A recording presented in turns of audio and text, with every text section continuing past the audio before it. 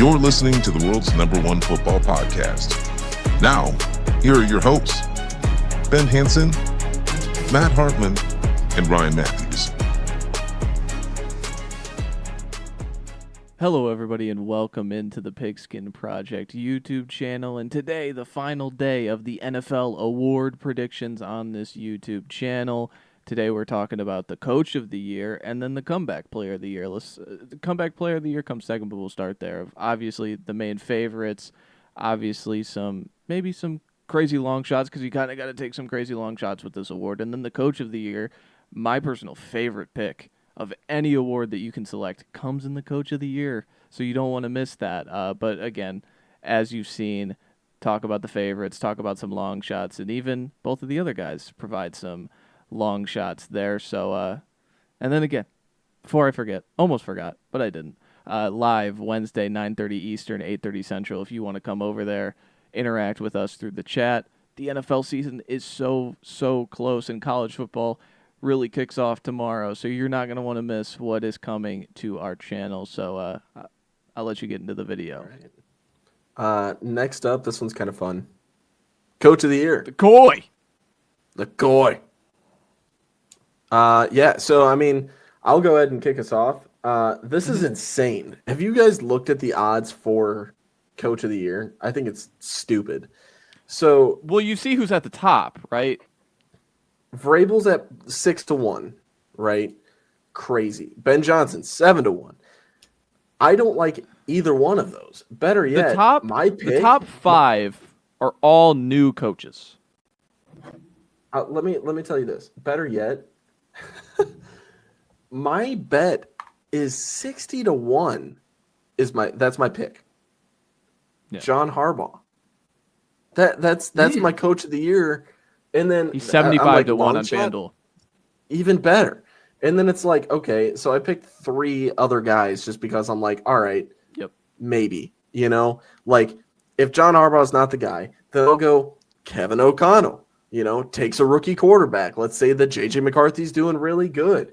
It goes against everything that I've said. Like, you know, Kevin O'Connell, 45-1 on DraftKings. Matt, you got FanDuel pulled up, I assume. Yep. So, you know, what's KOC? 45-1 seems, I mean, that's a lot.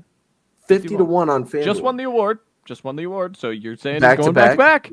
I think it's possible. He's got a rookie quarterback that's coming off of a knee injury, and he if he can win with that, with Jordan Addison's suspension early on in the season, manage all of that. It's a possibility. You gotta understand. You're putting your faith in human beings who have voter fatigue, voting on these awards. This is not just in a vacuum award. Like this is there's real human beings. That's why I would never put money on Kevin O'Connell.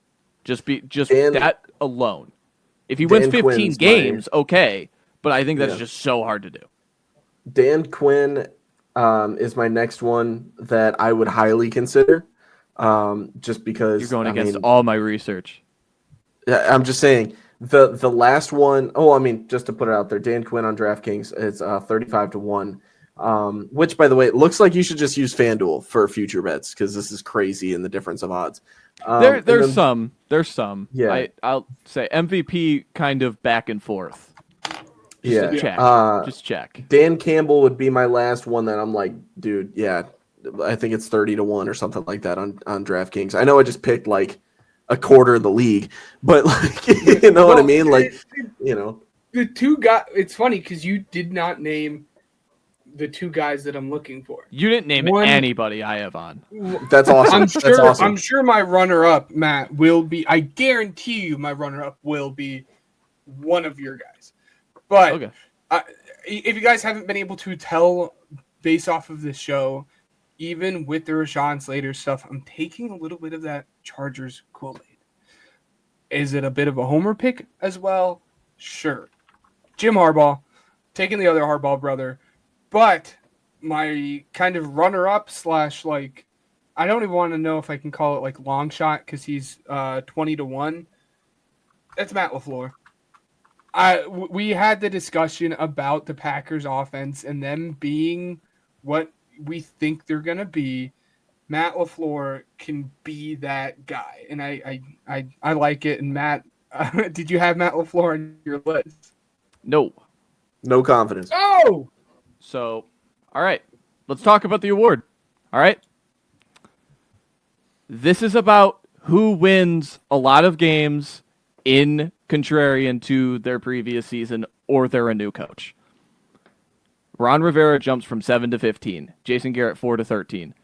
McVay's in his first year, he wins. Nagy's in his first year, he wins. Gross. Harbaugh jumps up 4 wins. Stefanski, first year as a coach, he wins. Vrabel's the outlier. Like, you look at the top, coaches who won by jumping 4+ wins, there's 5 of them. Coaches winning in their first year, there's 4 of them. Mike Vrabel's just one. So, like, Mike Vrabel's on there. But you look at all of these are guys, these are coaches who are coaching teams in which parity happens, and they either jump a lot of wins or they're a first-time head coach. And that's why when Ryan was talking about the odds, the top 5 guys, Johnson, Glenn, Vrabel, Pete Carroll, and I'm missing one. All of them, Liam Cohen, are in the top 5 because of this narrative. You got to be a guy who's in his first year. That's not true. It's more often or not you're a guy who's already a coach who's winning 4+ wins than the previous season. So that's where I went deep cut. Hey guys, I bet money on this right away. This guy. Who's a team that was pretty bad last year, and I don't remember, but I think we all predicted to win the division because they're going to bounce back and be healthy? The Niners. Kyle Shanahan at 20 to 1. Shanahan has never won the award, by the way. He's one of the unanimous best coaches in football, by the way. They're obviously, if they win 10+ games and win the division, they're jumping the 4+ win model that I just talked about. He's 20 to 1. He's behind guys like Jonathan Gannon. Like, that's unbelievable to me. 20 to 1. I loved it. I had to pick it. This is a team I think is going to jump crazy. I had them win 12 games this year. They won 6 last year. If they figure it out and Robert Saleh just comes down and hunkers down the defense and the offense is good next year, guess what? Shanahan's going to win it. There you go. Just gave you some betting advice. If you think the Niners are going to be good, go bet Shanahan at 20 to 1, please. And then my long shots. Did you guys already mention all your long shots? Yep. Yeah, I pretty much did, yeah. I'll run through them. Brian Schottenheimer, 30 to 1, new head coach. Raheem Morris, 30 to 1. If they jump and wins, if they win the division, and Michael Penix is really good. This is kind of to the Ryan's point, but not picking O'Connell because O'Connell won it last year. Yeah. Brian Callahan, 27 to 1. They won 3 games last year. What if they win the division? I think they're going to be competitive in the division. I know Ben is kind of like out on the Titans, but again, like Quinn was in the running last year because he just overachieves with a rookie quarterback. I think Callahan could be in the running. And lastly, 75 to 1, because what if this team's just awesome? Nick Sirianni. Why not? Oh, yes. No, not gross. Because I think he's never won it. This is again another season of like Ben said, what if the Eagles' love just continues and they win every game with this tough schedule? Like, this is kind of the Vrabel outlier. It's 75 to 1. If there's just no one to pick and they win 14 games, do you think anyone's going to bat an eye to say, hey, let's give it to Sirianni because he's going to be a fun interview on the stage? You know what I'm saying? Like, Why not throw it on there for 75 to 1? But if you gained anything from that conversation, I am very passionate about Kyle Shanahan winning this award. So, dude, you convinced me. I really like that pick. It's good. I think it's fantastic. For this last one too, I know for a fact I want to go in front of Matt because I know Matt will have the 2 guys that I want on this list because these are 2 quarterbacks that Matt and I see eye to eye on. Let's talk about comeback player of the year. All right, let's go over. Let's go over my groundbreaking notes. My most research I did. Since 2018, a quarterback has won every time, even over a guy who almost died, by the way. So pick a quarterback to win this award. Great. That's fantastic. I love that. Joe Flacco won this award because he was like 40 that one time. Yeah, Joe Flacco came back from sitting on the couch. over DeMar Hamlin, who quite literally died on the football field. But I digress. Matt, I'm sorry. This is an easy one. I don't know what the odds are for these two guys. But as you said, it's quarterbacks and quarterbacks who kind of come off of injuries and bounce back and are great. It's the two easy ones, I presume. I don't know what the odds are. Trevor Lawrence or Dak Prescott. Those are the two guys. I absolutely love them. I think they're the perfect fit. I pretty much chalk or shoe-in at this point. I do think it's a two-man race between those. Dak is 3-1 and Lawrence is 5-1. So yeah. You know, Exactly. it's funny that you say Dak because he has the same odds as this guy that I picked. I just asked about his odds for Defensive Player of the Year. Aiden Hutchinson would be a heck of a comeback Player of the Year after obliterating his leg. You know what I mean, in that game for the Lions. So comeback Player of the Year, and I mean new defensive coordinator as well. Completely, new situation for him. That would be it. I also had Dak Prescott, so I'm not going to talk too much on him, but I do want to go first for my long shot because it's like that'd be funny.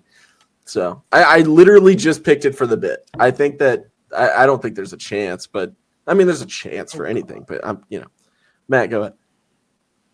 I had Dak. I think this is the easy. It's a quarterback who's going to put up counting stats who legitimately got hurt last year. I think they have the best odds of any of these quarterbacks to make the playoffs, and I think that's another barometer. Burrow's won the award twice because he just had counting stats after injuries. So again, I think a quarterback's going to win this award. A quarterback always wins this award. So I'm taking Dak. If you take any of the, I mean, I think Ben's right. I think it's Dak or Trevor. To be honest with you, but there is a narrative behind Hutchinson. So if you want to get behind Hutchinson, I wouldn't bet it. I just don't like. I don't like betting futures that are 3-1 because it takes one game where, for Hutchinson specifically, he's one tackle. All of a sudden, he's 5-1, and he's I'd rather have 5-1. So it's hard to bet an award for me that's under 10-1. But I picked Dak. You guys do your long shots, and then I'll do my pretty vanilla long shots. This player has not seen the light of day since 2020. Okay. I'm telling you, this guy has been an absolute shell of himself. He's had 2 seasons in which he was an absolute fantasy god. You needed him on your team. And I mean, if not, bona fide top 3 at his position, right? Oh, no. This man, if he wins Comeback Player of the Year, he will be the first rapper to win it. Darren Waller, that's going to be the long shot here. It's somebody you can bet on. It's 100-1. insane.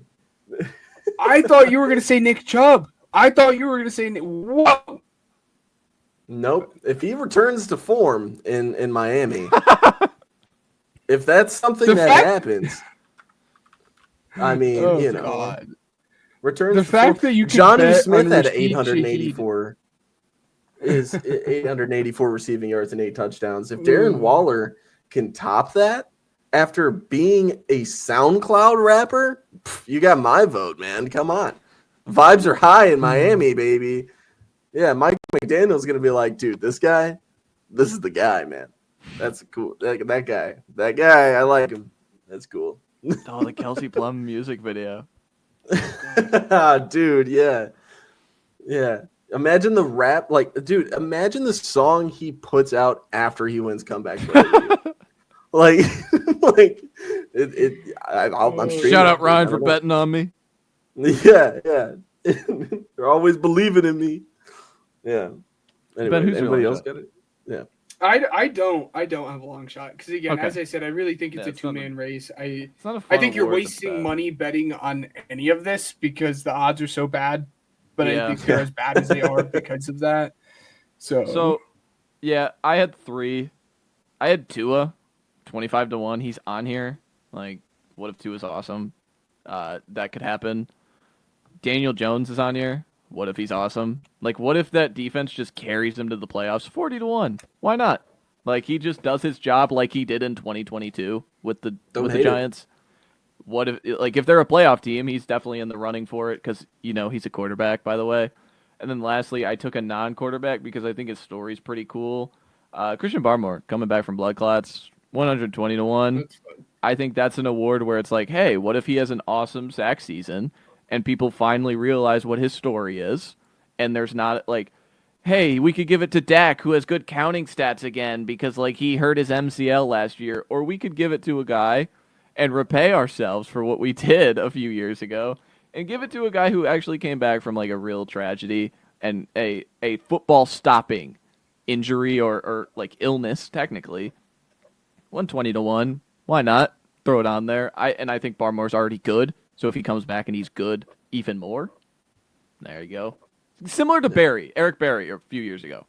Like, it's a feel good story. You want to, but Yeah. 120. All right. So Super now that we real got awards. we've got the real awards out of the way. Assistant Coach of the Year, shout out Joe Brady. Joe Brady. Yeah, hell yeah. It's time for the really real. Hold on. awards. Assistant Coach of the Year, Zach Orr. Sorry. Anyways, continue. I had him on my list, 25 to 1. Hey, Zach Orr. That's my guess. There's our Assistant Coach of the Year preview. Yeah. Yep. Yeah. Clip it. Yeah, that's the video. Hopefully you enjoyed that video. We really appreciate you clicking on this video. Make sure to like and subscribe. That always helps us out. And remember, check out our links in the description. And Wednesdays, 9:30 Eastern, 8:30 Central Time, live over here, talking ball, interacting with the chat, having some fun. So you wouldn't want to miss that. But that's all for me. And until next time, roll that outro.